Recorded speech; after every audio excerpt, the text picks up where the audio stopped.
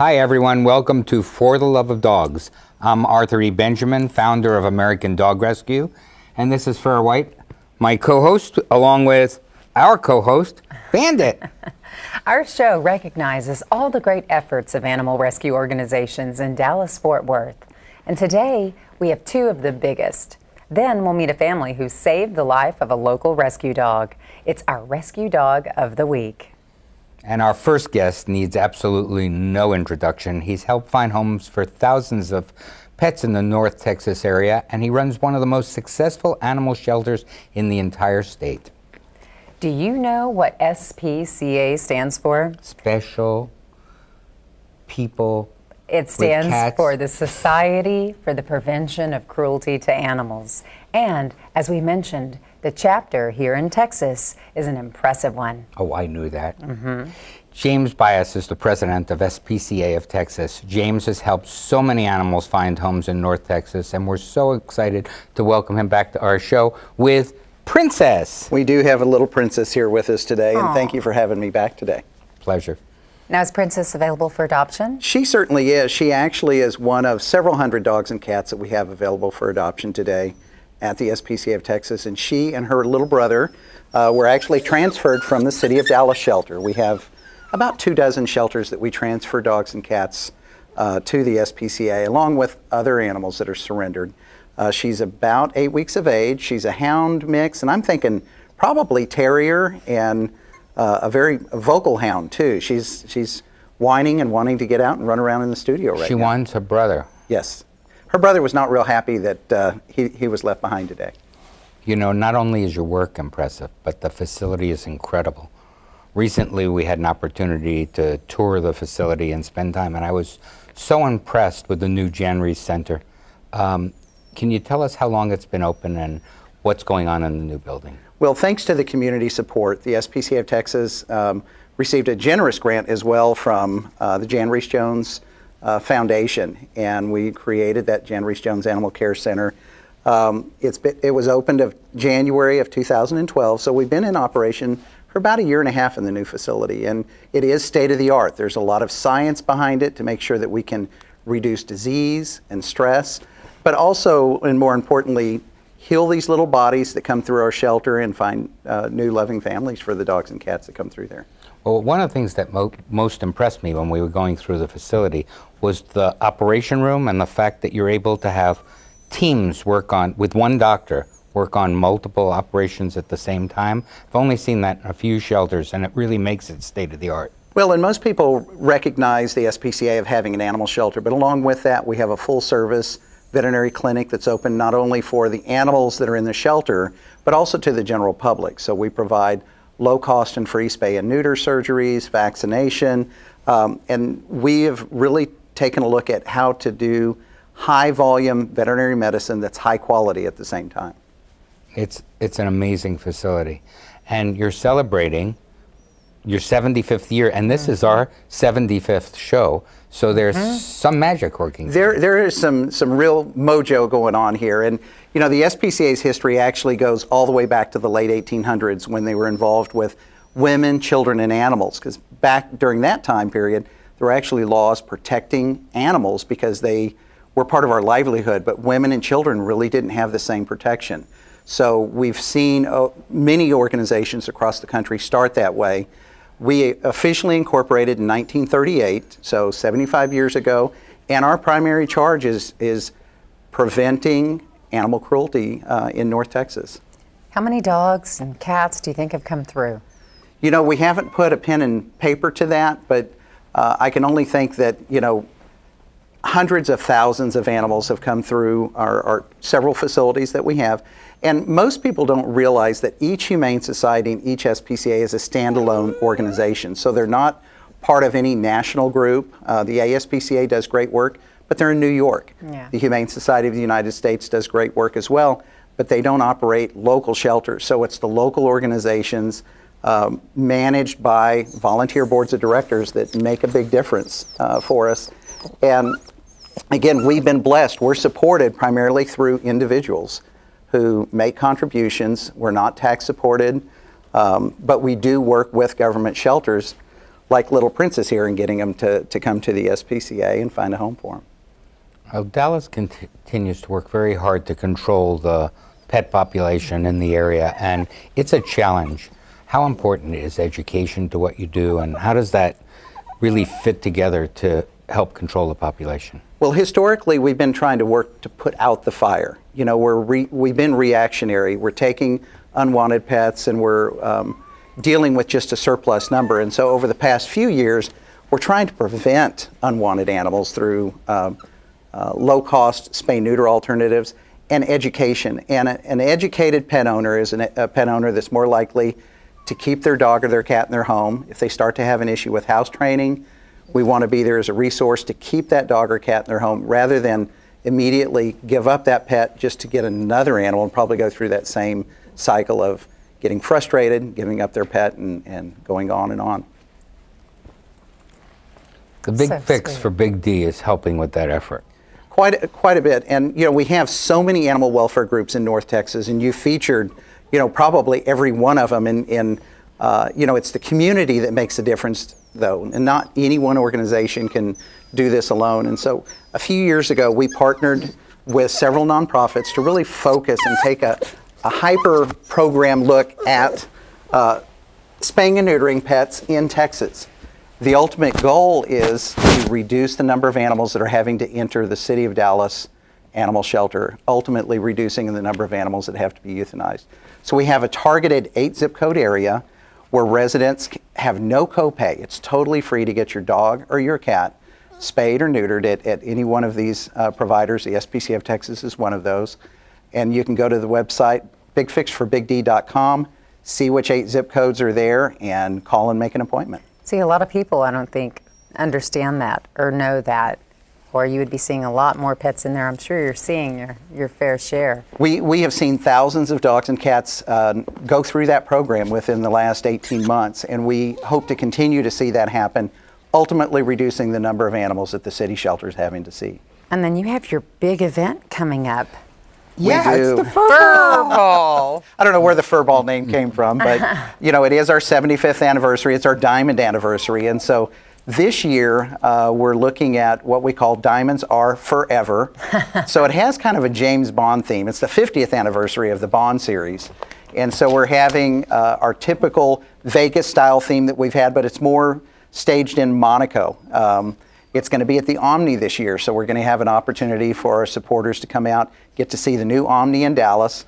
Professor D is going to be the entertainment. There's going to be casino opportunities to come in there, certainly a live auction and silent auction, and then ultimately the proceeds from this event support our program so that we can care for these animals. Are tickets still available? Tickets and sponsorship are still available. You can go to spca.org/diamond, or just go to our website, spca.org, and click on our Furball event. We are hopeful that we'll have over 1,000 people at this gala event, and it's promising to be a blast. The last few years, you've had quite a good turnout. Well, you know, we had a good turnout last year. Y'all came out to it, Yeah. and so I hope that y'all can make it again this We year. will. But Oh, it's- we'd love to. It is a fun way to celebrate what our pets do for us, and at the same time support a good cause. And Bandit gets to dance. That's Well, right. I can imagine. It gets to come. If you want to get more involved with the SPCA of Texas, the best thing to do is to visit their website, www.spca.org, or call 214-461-1814. And if you want to learn more about the SPCA Fur Ball Gala on September 21st, go to spca.org/diamond. So it's spca.org/diamond. And still up to come today, we'll meet the new director of Operation Kindness. Then our rescue story of the week. And you're going to love that rescue story. So don't go anywhere. We'll be right back. And look, say, come get me. Look.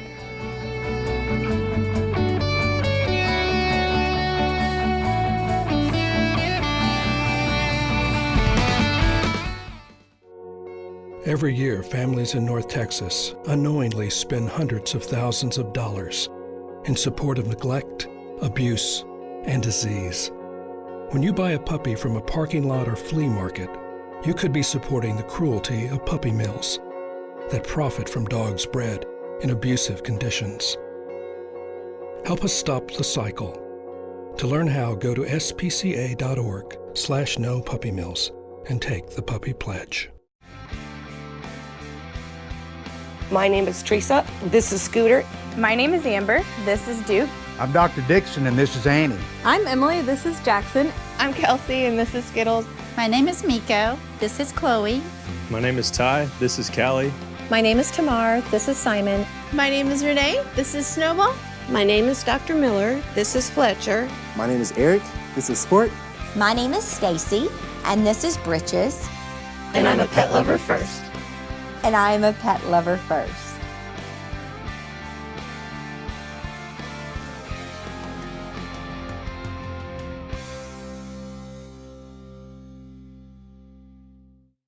Live with a human for a while and you get to know a few things. Like, I know she's actually not a morning person. I know she does strange tricks for no treats. I know that water makes her howl like crazy. I even know how the floor stays so clean. She's quick. But the one thing I will never for the life of me know is how she gets so tiny and inside that box. Natalie, how do you get so tiny? So, I got this new family, and I don't know what it is about this one, but she can't seem to put down that toy all day long. Tap, tap, tap, tap. Oh, and she even talks to it. She talks to that more than she talks to him. What's up, bro? Nice shirt. Who's she talking to? Her mom? She talks to her mom a lot.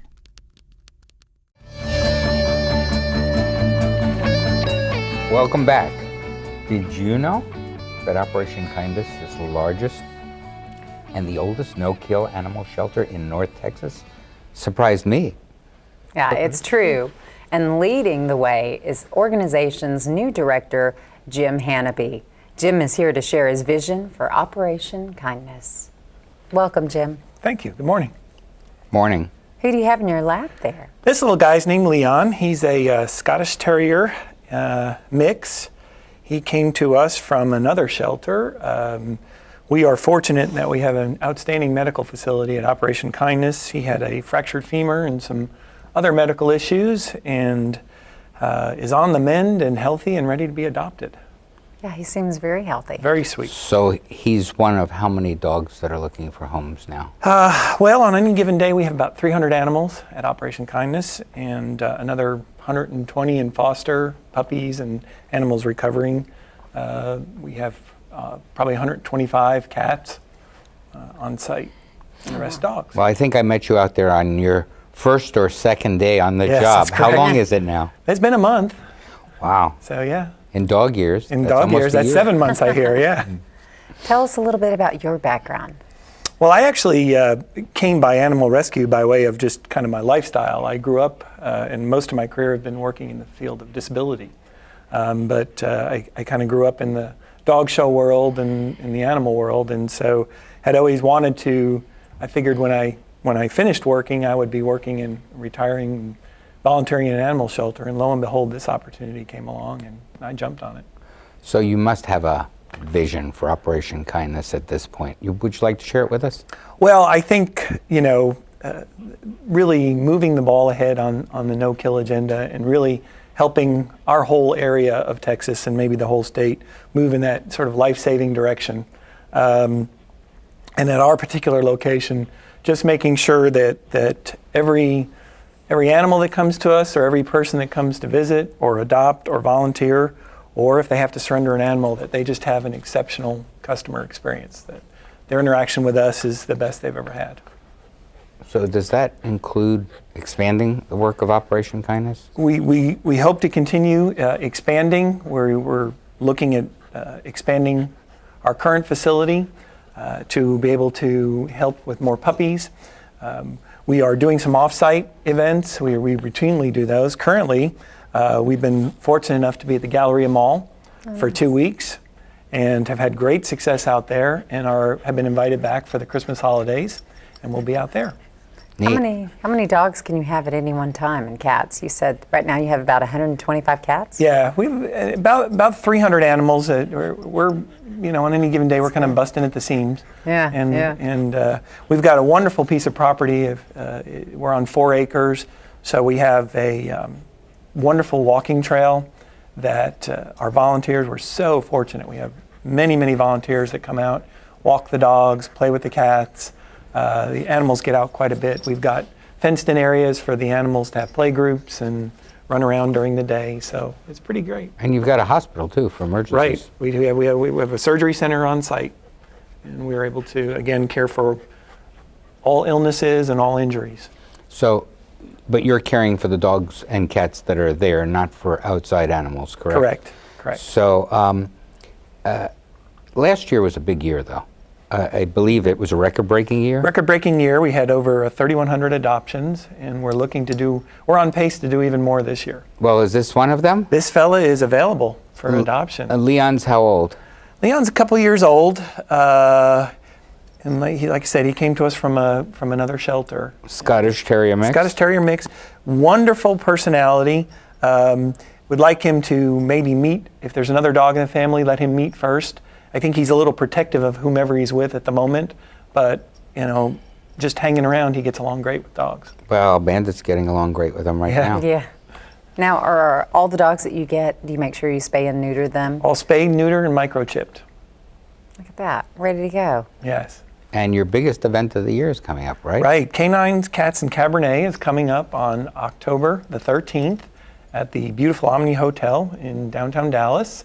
We expect probably in the neighborhood of 500 people to come see us, and we're very excited about it. It's a great event with dinner and of course, complimentary wine, and we have a great silent auction, a great live auction, auctioning off items and also purposes. So it's a really great time. And the date is? October the 13th. So October the 13th is the time to be at the Omni in downtown Dallas and to enjoy the wine, the dogs, and the cats, and the future of Operation I heard canines, cats, I heard Cabernet. Well, all those C words. They all go together. I have a good friend who named their cats Cabernet and Sauvignon. Oh, really? And, Which is pretty funny. Yeah, it is funny. Yeah, and people can go online and purchase tickets at operationkindness.org. They can also check out the available animals on our website and come visit us at our location. So if someone is wanting to adopt an animal, how would they go about it? Well, prior to, they can look online and see who's available. They're welcome to come to our shelter. When people come in, they fill out a little application, tells us a little bit about their lifestyle, what they're looking for, kind of animal, puppy, adult, and we have adoption counselors on site who will then work with them to find the right animal. So if you have a high energy, large dog and an apartment, that's probably not a good mix. Right. And we work with them to find the right animal and make sure they're checked out before they go home. So how else can our viewers help Operation Kindness? Well, we like to say that you can adopt, donate, or volunteer. We're always we use no government funding. We exist on fees from adoptions and also donations from our wonderful sponsors and people out there. We love having volunteers to come out and work with the animals and help out all around the shelter. And then, of course, come find a forever friend. So if someone was wanting to volunteer, would they just show up or go to your website? They can go to our website. They can drop in and visit with us. And we have a process of going through our volunteers and helping them decide what they want to do to help us. We have training for our volunteers, and we just love them. Nice. We're so grateful to have them, and so do the animals. Well, Operation Kindness is located in Carrollton. You can log on to operationkindness.org to get more information and learn about the Canines, Cats, and Cabernet event coming up in October. So that event is a dinner? It's our largest fundraiser, and it's a dinner. And it's just a great, lively opportunity for people to get together and visit. And like I said, we have a silent auction and a live auction, and it's just a wonderful time. Where do you get some of your silent auction items? Are those all donated? We have sponsors who will donate items. We have corporate sponsors, individual donors who bring us items. We get some great gifts. We have wonderful support. And we're So if very anybody appreciative. wants to donate a 4 or 5 carat diamond ring, to That the would be auction just fine with me, and they can contact us at Operation Kindness. And people can also sponsor a table at our event, and all that information is available via our website, or they can call us. Great. Well, when we come back, we're going to meet our animal rescue story of the week. So stay with us and keep Leon and the other dogs and cats at Operation Kindness in mind. Hi, I'm Cheryl Crow, and I'm a musician and a mother. And this is Buttercup.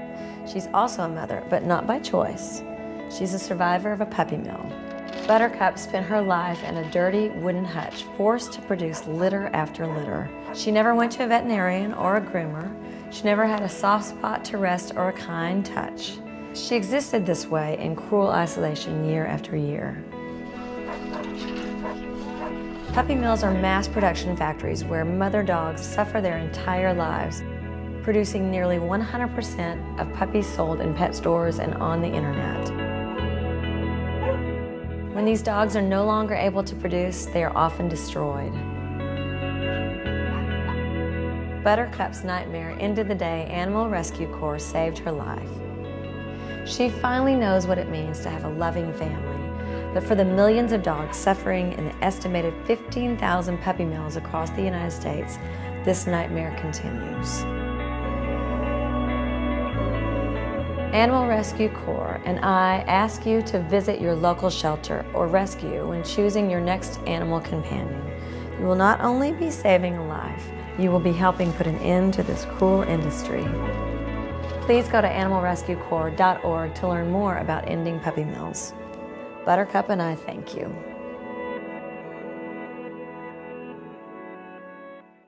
So, I'm kind of new here, but I've noticed a trend. My human does this funny thing where she goes around and gets all my toys, and then she hides them in that basket by the door. But it's always the same basket, and it's always in the same place. And then she acts so surprised when I find them, but, she's putting them in the same basket. Again. It's like, hello, that's where you put it last time. You were the worst at hide and go seek.